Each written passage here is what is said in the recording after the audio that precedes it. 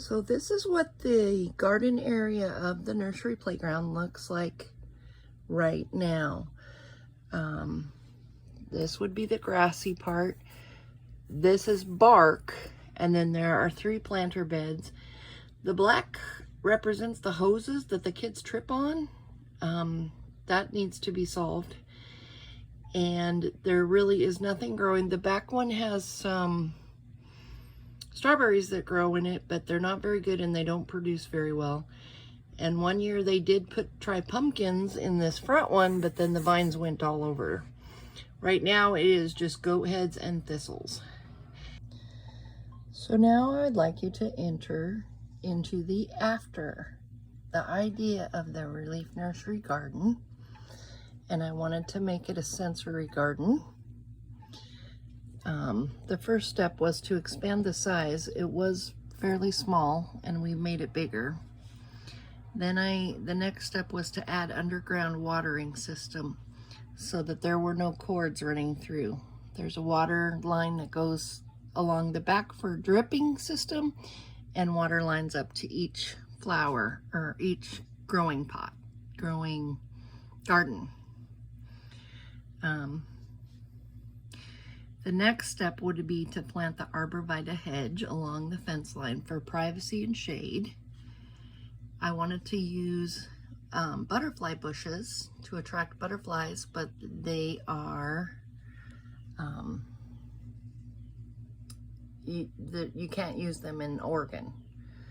So we went with 4 o'clocks, which also attract butterflies, come in lots of different colors, and they bloom every afternoon at 4 o'clock, around 4 o'clock.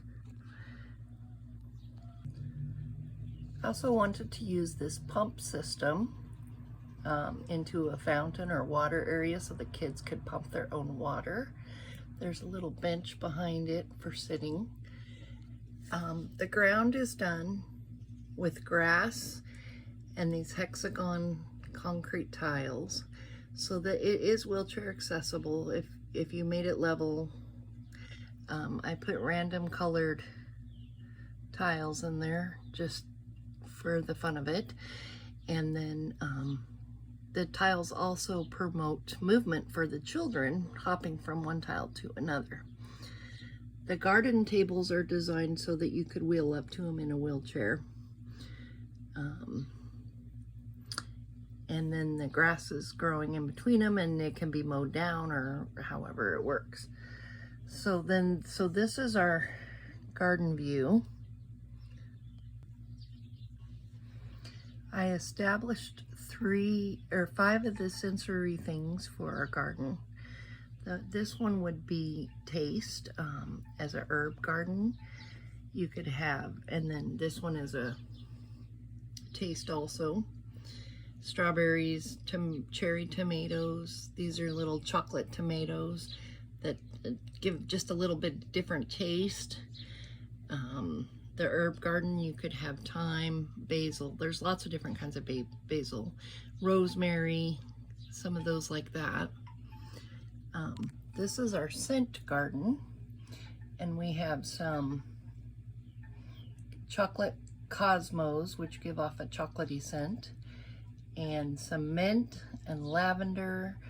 The 4 o'clocks along the back also have a really good pleasant scent, as do the roses. So we have, and the visual is the entire garden. For touch, you could have the water to touch, the concrete on the ground, dirt, the grass. You could plant some lamb's ear plant, which is like soft and fuzzy. The different textures of the different plants also add to the touch part of it. The last part of it that I wanted to get into was the sound. My trees are kind of wilting away.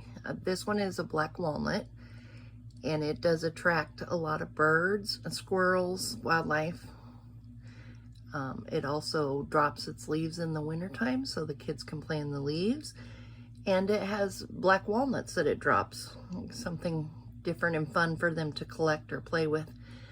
And then we have a maple tree, which the leaves will turn red or orange in the fall, giving you a little bit different color. And these, when the wind rustles through these trees, they make a very pleasant sound.